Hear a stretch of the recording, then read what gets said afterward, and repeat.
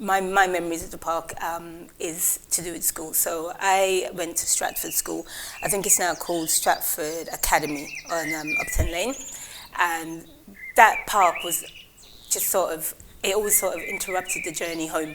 The first thing you saw was the park, I think, the bit where the greenhouse was there. And it was always a case of like, are you going in the park, going to the playground? And we'd all just sort of scoot over there and just hang out for hours and hours and hours, just chilling. Vivid memories include the monkey swings, orange monkeys, like orangutans, but they weren't them, but orange monkeys. And like, I remember going on them, and before then both my older sisters went on them as well.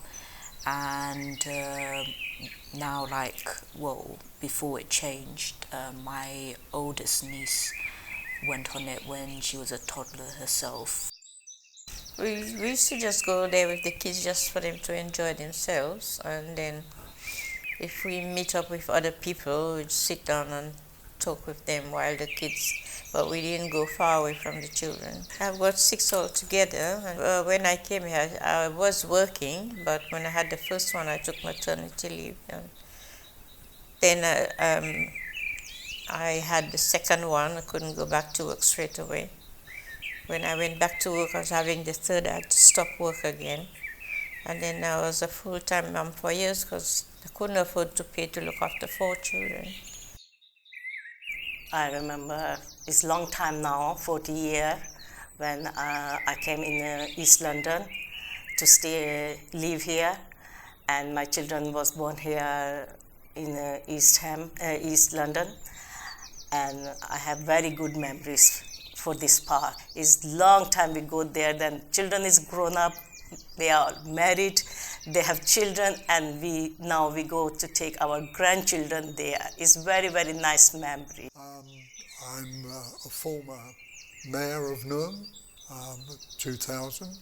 I was deputy mayor in 1999, and I was consort to the mayor in 2023, who was my wife, and that was the Golden Jubilee. I've been involved with, obviously being a councillor for 25 years, I needed to do a lot of things in that period of time, including being a member of the Open Spaces and West End Park Committee, because West End Park isn't owned by Newham, it's owned by the City of London. So Newham Council is represented by having a space on the Open Spaces and West End Park Committee. The ice cream van, it's still there. I haven't been in the park for a while, not that end, not the playground end. I visited my friend in their house. But the ice cream van as well, that's a piece of history that's there. That ice cream van, it's been there forever. Because I used to go there as a child to buy my ice cream. And I took my brother, took my son, I take my nephews now, and it's a fixture that if that van left, I think, I don't know, it won't feel the same. You know, it just won't feel the same. So yeah, it was my father that started the business. He's been here in this park for 40 years. But he came over from Italy around 50 odd years ago, and he started up the ice cream business. So he got the contract here, and yeah, we've had a van in here ever since for 40 years. I started working here, when I was about 12. Because my nan and granddad lived here pretty much all their life, and they've passed away now. But one of the benches is inscribed for them in the ornamental garden. Every summer when it's the hottest temperature, I mean, the swimming pool would be open to like all the kids, and it was fun because like before then, like we would have to like pay to go to a swimming pool, and like since the seaside is costly and is far away, it was practically close to what we have to like going in the ocean for. So that was nice. I have a really, really good friend that works for West Ham Park. He also lives in the park. So there was a time when I sort of left Newham and travelled, went abroad for a bit, sold my property that I had, and I needed to come back to the UK, but I had no home. So, because obviously I'd got rid of mine. And my friend was kind enough to offer us a place to stay. By now I'd had a child with me as well. He would have been 11. So we were able to live in the house, in the park. It was like, it was kind of a really surreal experience because you're in a place where the public dwells on a day-to-day basis. But it's your home, it's where you live. West Ham Park has a nursery. In the great times, it used to, well, in the recent times, it used to supply all the forestry flowering to the City of London when the great occasions occurs or when street occasions occur. And they would produce 200,000 to 300,000 plants during that period of time. And that would be an annual thing. Park keepers are very close-knit. They are a family. They definitely are, I would say. And yeah, I did feel sort of part of that community. For example, they had one Christmas, they had the greenhouse. They had a Christmas party for the park keepers in the greenhouse, and they knew I was there, and so they told my friend to invite me to come along as well, so I was able to go along to that. And that was an experience, because you don't get to see, as a member of the public, you don't get to see inside that greenhouse. It's like a hidden world. So that was really, really nice, to go in and see them outside of their work, sort of space, and them interacting with each other. But they get on really well. Don't underestimate those gates, trust me.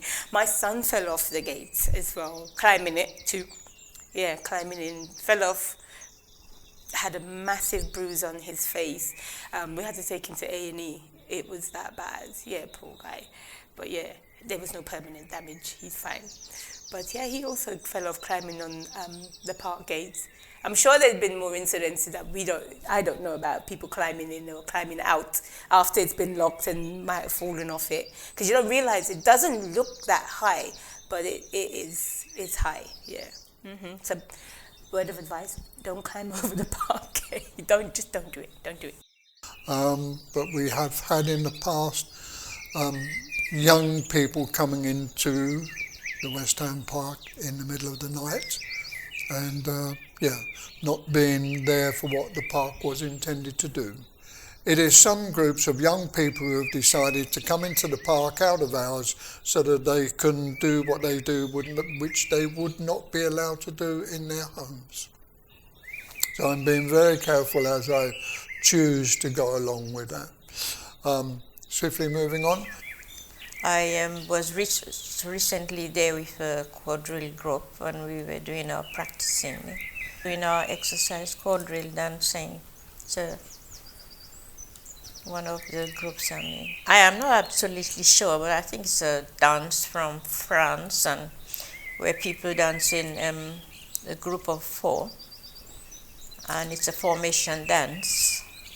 And it's very popular in the Caribbean, especially St. Lucia. We've got our own costumes.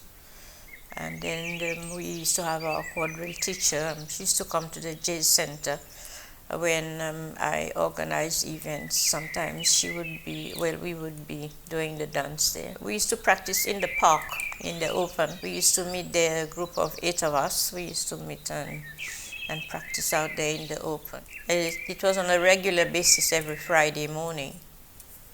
During COVID, because we weren't allowed to socialize in groups closed up, so we went out in the open. I take some time peanuts for the school and give them. They used to now take, and they're waiting for me on tree. When I pass, they come next to me and look at me. I give them and they take it and jump on the tree. They're happy and waiting for me every time. Sometimes I forgot to take them and they look at me as like asking where is our treat. Then I feel sorry. Even then I call them, they come from the tree as like this, they come and take from the hand and go. Because they look regular to used to with you. And in Rose Garden, every evening, I saw the one old man come, sit on the bench, and they call by name the squirrel. They jump on there when they call by name and give them a peanut. They take it. They always call and come. Natalie, and I don't remember other names, they call them by name.